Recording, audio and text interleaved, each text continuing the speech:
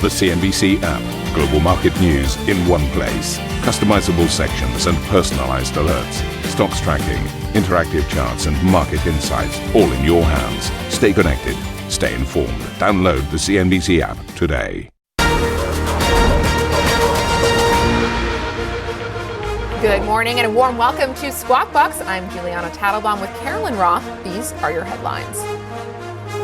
TikTok reopens for business in the U.S. following assurances from President-elect Trump, who says the move is key for American workers.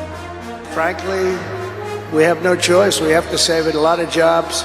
We don't want to give our business to China. We don't want to give our business to other people. America prepares for Donald Trump's inauguration while the president-elect pledges to sign close to 100 executive orders in the coming hours. 90 Palestinian prisoners are freed and 3 Israeli hostages returned as part of a Gaza ceasefire deal that sees the end of 15 months of war. TSMC CFO Wendell Huang tells CNBC he expects funding from the CHIPS Act to continue under President Trump, revealing the contract chip manufacturer has already received $1.5 billion in funds.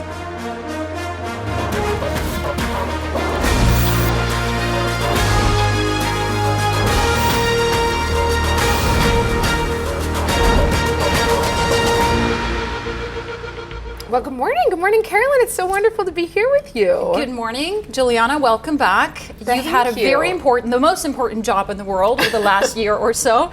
And what a day to come back. It's Inauguration Day. Yes, markets may be closed, but everything we knew up until this point in terms of monetary policy, in terms of the U.S. economy, in terms of geopolitics, starts with a fresh, clean slate. Blank page. Forget about everything we saw in the past. So this is a perfect day for you to start. How are you feeling? Well, I'm grateful for the fresh start. Thank you to the U.S. Presidential system, the whole electoral system there, for making it a fresh start for me and for the U.S. So quite a day to be back, and really excited to be here. We've also got Davos this week, so a perfect opportunity, I think, for me personally to catch up on what's been going on over the last year, and also some big news over the weekend out of TikTok.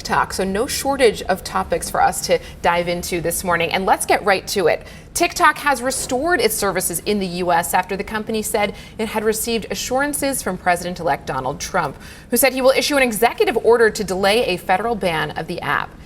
It briefly went dark for U.S. users ahead of Sunday's deadline to divest from parent company ByteDance or face a ban. Speaking at a rally in Washington, Trump said he had no choice but to save TikTok. As of today, TikTok is back. I said we need to save TikTok because we're talking about a tremendous... Who in this audience goes with TikTok? Many? Yeah, very popular. And frankly, we have no choice. We have to save it. A lot of jobs.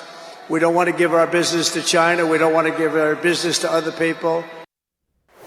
You know, Carolyn, one of the things that jumped out to me this weekend following this saga is how much has changed and how much has effectively stayed the same over the last year since I've been away. When I left, we were talking about President Trump, or former President Trump at the time, taking such a hard line on China. Yeah. And now, in the last 12 hours, he's come out as the savior of TikTok. TikTok effectively restoring its service and putting out a message thanking the incoming president for being there to support it and keeping it going. So what a turn of events. And I'm just trying to understand, what is Trump playing at here? What is his ultimate goal with TikTok? His ultimate goal is to maybe improve the relations with China. This is going to be part of the bigger tariff discussion, and we'll talk about it over the next 3 hours. But obviously, who's going to be the ultimate buyer of the U.S. operations of TikTok? Is it actually going to be Elon Musk? It seems to be the favorite choice for the Chinese government, even though openly, publicly, they've said, no, we don't want him to buy it. But this could be one path forward. And then we've had a couple others, buyers coming to the fore. Kevin McLeary, for example, the Liberty Project. We've also had Perplexity AI potentially being interested in this. This is something that CNBC has reported. But also this is huge in terms of U.S. advertising. Remember, back in 2020, that's when TikTok exploded, obviously, during the pandemic. Roughly 2% of digital advertising spend went to TikTok. Fast forward to 2024, that percentage has increased to a whopping 20%. It's set to increase even further according to some data points in 2025. So this is huge for advertisers. This is huge for the 170 million US users. I mean, should we worry about Gen Z? Should we worry about what everyone's done for the outage for whatever 24 hours? What did they do with their lives? But also, this was obviously a bit of a snarky comment, but also we should have worried if this would have continued about the 7 million small to medium-sized businesses that were so active on TikTok and really depended on it for their livelihoods. Well, I think you've hit on quite an important point there, just in the sheer number of TikTok users, 170 million Americans using this app. So does the administration, the current or the incoming administration, actually want to do away with the app? And this is where, coming back to my original question to you around the ultimate aim of the incoming president. On the one hand, he wants to take a hard line on China. There are national security concerns with regards to TikTok, but it is such a massive platform with 170 million people out there. It's not clear that they actually want TikTok to go away. It's just about it getting into the right hands. And this comes on to your point about who could take it over. Elon Musk has in many ways been a China sympathizer over the last couple of years. And we have to remember that Beijing has to approve any potential deal. So who would be an acceptable buyer or an acceptable partner to Beijing here? Elon Musk seems like a contender. Absolutely. And we'll ask our guest in about 30 minutes time. We'll discuss the legal background to the ban and why it was upheld by the Supreme Court, as well as Trump's role in more depth later this hour with Matthew Holman, partner at Cripps. And for the full details of TikTok's outage return and what the next steps could be, head online to CNBC.com. Donald Trump has announced he will sign close to 100 executive orders within hours of taking office at 5 p.m. GMT today, with several due to be signed in front of supporters. According to NBC News, the president-elect is expected to declare a national emergency on the U.S.-Mexico border and to end funding for climate-related provisions of Joe Biden's Inflation Reduction Act. Trump's inauguration will be the first to be held inside since Ronald Reagan's second oath of office in 1985, as wind chill is expected to push temperatures in D.C. to as low as minus 11 degrees Celsius. The ceremony is now set to take place in the Capitol Rotunda, with Trump citing an Arctic blast sweeping the country. Don't miss our special coverage of today's inauguration as Donald Trump returns to the White House. It all kicks off at 2 p.m. London time right here on CNBC. All right, quick check of the U.S. equity markets on Friday. The Dow Jones up by 0.8%, the S&P rallying to the tune of almost 1%, and the Nasdaq also higher by 1.5%. It seems like the Goldilocks scenario was back in the markets last week. Why? Because of the weaker than expected CPI. Also take a look at the Russell 2000, and this is what it has done. 1 year, 17%. You would have thought it would be one of the big beneficiaries under Trump. In the early innings, it was, but then obviously it lost some of the ground. We'll talk much more about the Trump trade later on. Now, let's take a quick look at the treasuries.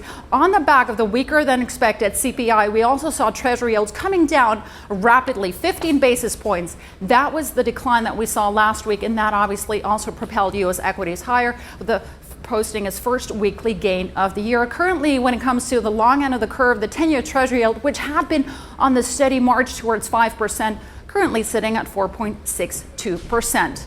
And that in turn has also obviously impacted the dollar crosses. Dollar is still king, it seems, still holding close to a 2-year high, but it has lost some considerable ground against yen in the last week. Yen actually higher to the tune of 1% against the US dollar on expectations of a BOJ hike on Friday. Will that actually happen? It also depends on whether Trump will actually wreak havoc in global stock and equity markets, but also in terms of currency markets over the course of the week. Euro dollar currently at 103.01. Sterling dollar up by 0.3%. Bit of weakness in that pair last week, given the disappointing data that we got out of the UK and further expectations for easing by the BOE as early as next month. Quick check of cryptocurrencies.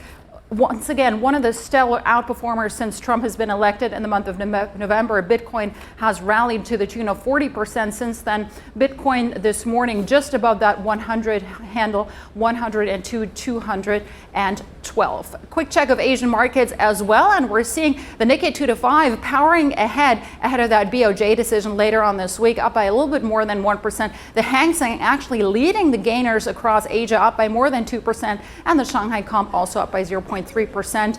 The key interest rate policy, that was unchanged when it comes to the Chinese policymakers, and the Kospi is off by 0.2%. Juliana. Thanks so much, Carolyn. Well, as you mentioned, the U.S. market is closed today for Martin Luther King Day, but I think it's worth taking a look at where things moved over the course of last week. It was a strong week for U.S. markets. The Dow Jones gaining nearly 4% over the course of the 5 days, S&P gaining nearly 3%, and the tech-heavy NASDAQ about 2.5%. We saw some really strong performance in the U.S. banks last week. So a momentum moving in the right direction if you are long the market. Attention now turning to earnings. We had the banks kick things off, and has been a solid start on that front. And soon we've got tech coming up. We've got Netflix earnings coming up this week, Carolyn, and then after that, the tech majors continuing next week. And looking at where valuations are and expectations in terms of earnings, it feels like the bar is set really high in terms of what will drive markets higher from here. We've got earnings expectations extremely high for the tech sector, and valuations still quite elevated. So what is actually going to propel further gains? And let's not forget, we're still dangerously close to that 5% level when it comes to yields, and that's been sapping demand for equity investors over the last couple of weeks. We saw that global bond rout, and that had been arrested pretty much last week on the back of the CPI data. So I guess the big question for traders, for investors, longer-term investors as well right now is, so what do we do now? Was this sort of the turning point? That one CPI data, obviously we're very much in data watch. We're highly sensitive to any US data that's come out. But now the cuts have been priced back into the markets. Is it 3? Is it 4 cuts? Is it just 1 cut? I think the most important bit last week was the fact that most probably the hike had been priced out of the market. And the market has been so binary about, oh, do we get cuts? Do we get nothing? Or worst case, do we get a hike? So there's still this liquidity addiction on part of equity traders. I think that's going to be absolutely key here. But then also the Trump trade. What happens with that? I alluded to some of the price action that's been doing very well since Trump has been elected. Crypto, the dollar, but then for the rest, the Russell 2000 hasn't done so well. In the early innings, as I mentioned before, it's been one of the main winners. But since then, since we've seen sort of the hawkish stance from the Fed, we've seen the Russell 2000, we've seen some of the equity markets really come under pressure. So how do investors position themselves for the next 4 years? Will all the Trump trades that we thought were going to work, will they actually work? Yeah. I think that's one of the key questions. We may get some insight today in terms of how the incoming president approaches the executive orders and approaches the TikTok saga. Effectively, is he going to be propelled by what the market thinks of his actions? We know he's very business friendly. That's certainly part of his ethos. And I think at the moment, the investment community is banking on him continuing to keep them front of mind in his decision making. But ultimately, I think it will come down to how the market interprets all of his moves with regards to inflation and right. Coming back to your point, what it all will mean for monetary policy. So not a lot has changed in that sense over the last year. No, and he loves the stock market as the main indicator of how he's doing and how the economy is doing. Actually, under Biden, under his tenure, the S&P 500 was up by, I believe, 56%. So can he beat that? That's a pretty high bar. It's not a low bar, but it's an okay. It's a high enough bar. Can he beat that? That remains to be seen. It's an interesting point because from an economic perspective as well, it's not as if the president is coming into a dire economic situation. The U.S. is actually in pretty good shape already. It's certainly the narrative that he tends to paint, but the reality is the U.S. economy is in pretty good shape right now. Yeah. Will he upset the apple cart? We'll see. This week, CNBC will be live from the Swiss Alps in Davos. We'll be speaking to top policymakers and business leaders, including conversations with German Finance Minister Jörg Kukies, the new European Economy and Competition Commissioners, and IMF First Deputy MD Gita Gopinath. We'll also hear from the Dutch and Spanish Prime Minister and the presidents of Poland and Finland. And of course, do not miss our exclusive conversation with ECB President Christine Lagarde. That's live at 8:10 London time on Wednesday morning. Our coverage kicks off on Tuesday, direct from Davos across CNBC TV and online, and live on the CNBC International Live YouTube page. Now, let's switch gears. A ceasefire between Israel and Hamas in Gaza went into effect Sunday after an almost 3-hour delay. 3 Israeli hostages were the first to be released under the deal. 90 Palestinian prisoners were also released, while hundreds of trucks carrying humanitarian aid entered the Gaza Strip. NBC's Richard Engel filed this report. Hamas fighters were out in force for the hostage release in Gaza City. There were hundreds of militants on the streets. For Hamas, this was also a show of strength. Then the Red Cross, the designated intermediary, arrived, their convoy approaching slowly. Thousands of Gazans came out to watch. The Red Cross and Hamas vehicles parked right across from each other, just yards apart. So the exchange would be quick. No parading of the hostages out in the open. Hamas released its own video of the handover. The women were transferred to the Red Cross vehicles. Then they were driven into Israel and received by security forces, free and safe at last. And after 15 months, their mothers and other family members were on hand to embrace them. Roni Gonin, kidnapped from the Nova Music Festival, where 364 people were killed. Daron Steinbrecher, a veterinary nurse, kidnapped from Kfar Aza, a kibbutz near Gaza. And Emily Damari, British-Israeli, kidnapped from the same kibbutz. In Tel Aviv, thousands came to what's become known as Hostage Square to watch it all unfold live on a big screen. And word has just come that they are now safely inside Israel. Romy, Daron, and Emily, everyone here knows them by their first name. Many people consider them almost like members of their own families. There were tears and celebrations. But no one said it's over as long as dozens of hostages remain captive in Gaza. We want all of them to come back. We want all of them to be here. And just like, it's our mission. In Gaza, for the first time in 15 months, Israeli strikes have stopped. As part of the deal, aid trucks flowed in. So much is needed. Gaza is in ruins. That was NBC's Richard Engel reporting from Jerusalem. Now, still coming up on the show, Friedrich Merz, who is widely tipped to be Germany's next chancellor, pledges to boost Germany's energy output ahead of next month's election. Annette will get us up to speed. That's next. Plus, the clock stops for TikTok as Donald Trump pledges to use an executive order to delay a ban of the Chinese-owned app. We'll bring you more in that story this hour. And ahead of Trump's inauguration today, we'll be joined by Tina Fordham, founder of Fordham Global Foresight. That interview is coming up at 7 London time.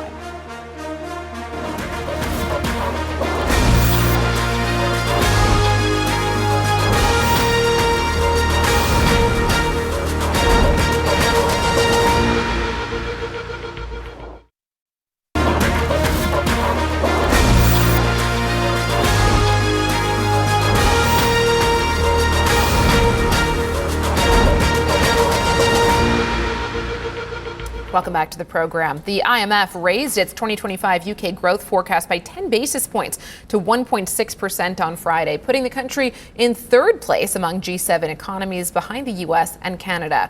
It will come as cold comfort to Prime Minister Keir Starmer, who pledged to make the UK the fastest growing economy in the group.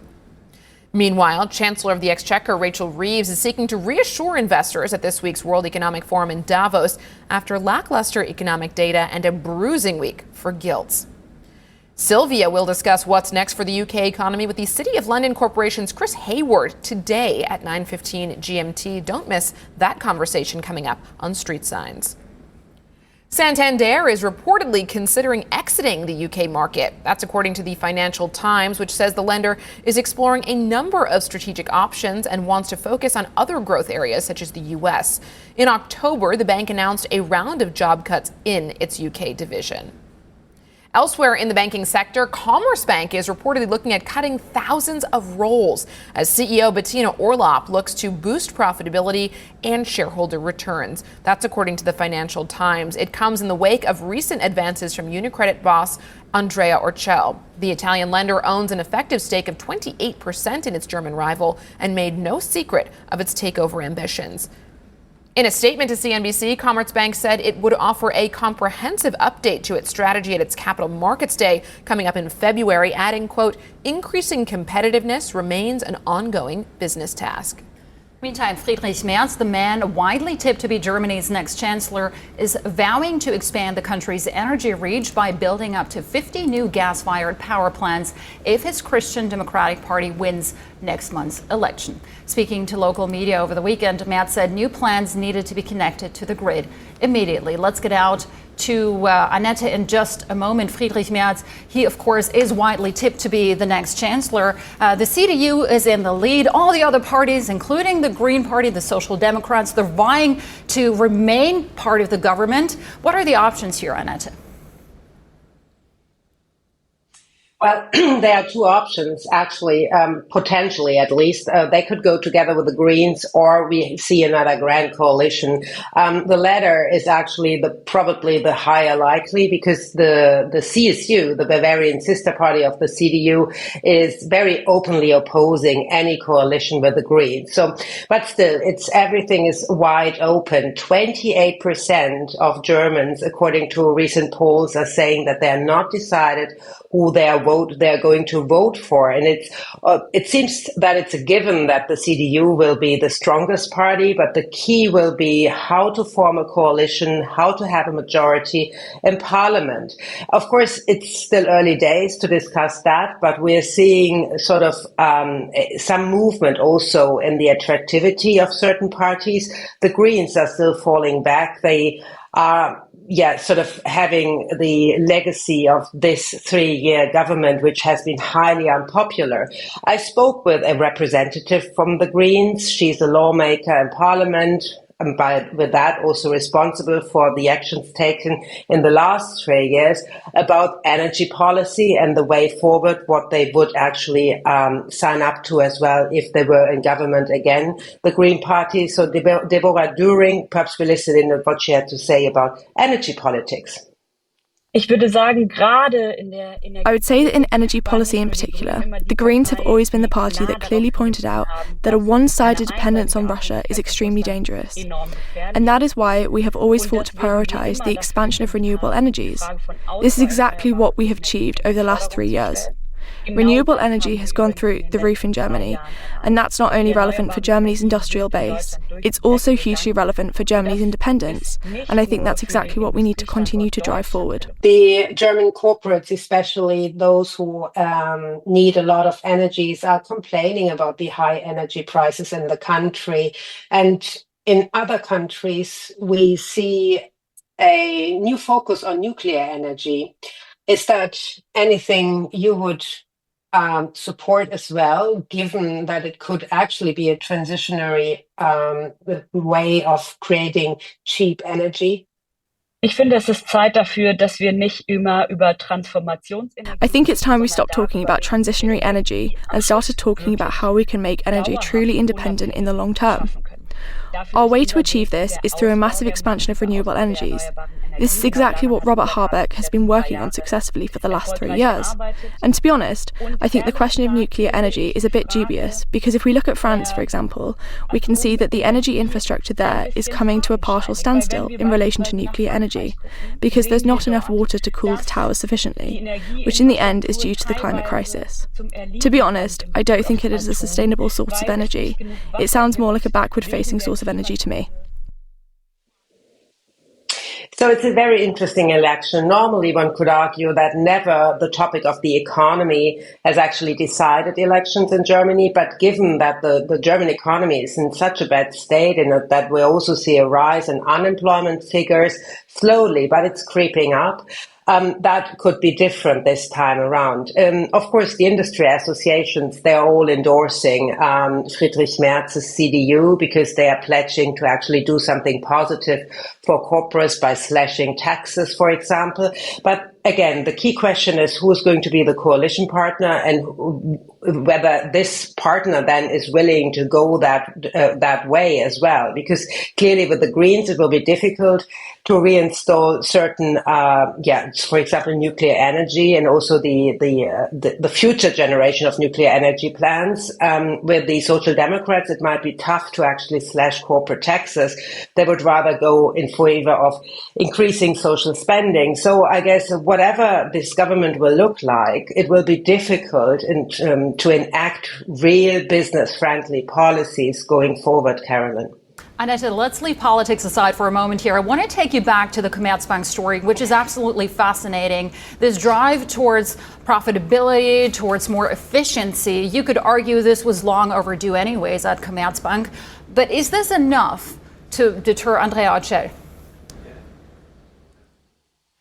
Probably not. One could even argue that they're actually doing now the work which he has to do after the takeover. If the way forward is now to slash jobs in order to increase profitability, the question is, why haven't they done so before? Because apparently those people are not needed for doing Commerzbank work. I think, well, what we're going to see at the Capital Markets Day on February 13 will be some sort of strategy update and probably a cost-cutting exercise announcement as well by cutting jobs in order to increase profitability.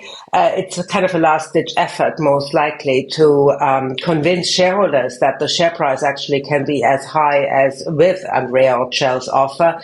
I guess the key player in that whole game now is the ECB. We're waiting for their verdict, so to say, on that potential takeover approach, and only then we'll see a real offer on the table, and that will be then key, actually, for shareholders to decide upon whether this is more attractive. But I guess, given the track record of UniCredit, what they've done to HVB, of course, it's a much leaner lender after they have taken it over, Hypovereinsbank, but it's very profitable and very well organized. So I guess this might be the future of Commerzbank if they don't find some other, perhaps friendly knight who might actually save them from that takeover approach. Thank you for listening to Squawk Box Europe Express. For more market-moving news, you can head to CNBC.com. Or join us again on the show with Steve Sedgwick, Karen Cho, and myself, Arabile Kumete, weekdays on CNBC.